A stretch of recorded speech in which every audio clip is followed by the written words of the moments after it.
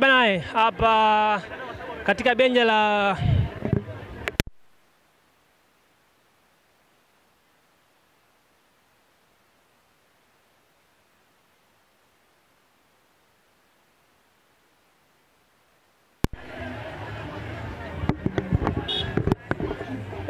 hapa katika dimba la Benjamin Mkapa hivi sasa ni majira ya saa 1:15 ambapo ni muda ambao mechi itakiwa ianze, na hivi sasa unavyoona hali halisi ni wachezaji wakiwa wanatoka kwenye uwanja huu, na magari hayo unayoona ni magari ambayo yamebeba wachezaji.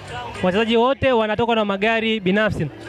Huyo ni kama unaweza kujionea, na ni baadhi tu ya magari yakiondoka ndani ya uwanja huu.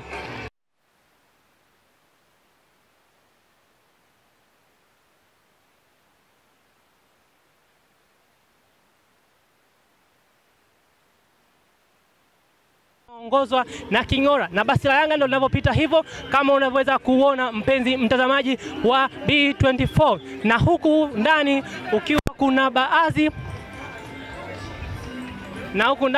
baadhi ya magari ambayo yanaweza kuzuia msafara huo, lakini msafara inabidi gari pite haraka iwezekanavyo. Hilo ndilo basi la klabu ya Yanga linalopita.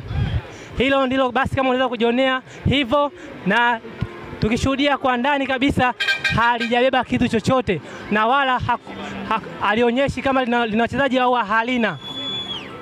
Kwa hilo ndo basi linavyoondoka muda huu katika uwanja wa Benjamin William Mkapa, na hiyo itakuwa ndo tamati ya haya matangazo, kwa maana timu sasa imekwisha kuondoka hapa uwanjani kama unavyoweza kujionea hapo.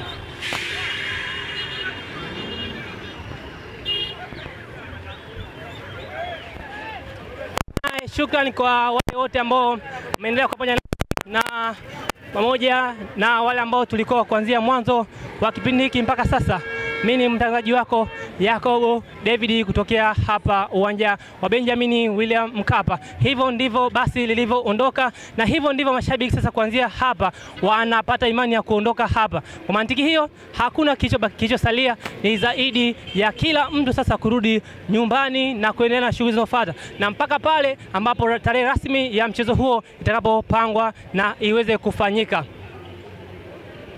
Basi maliza.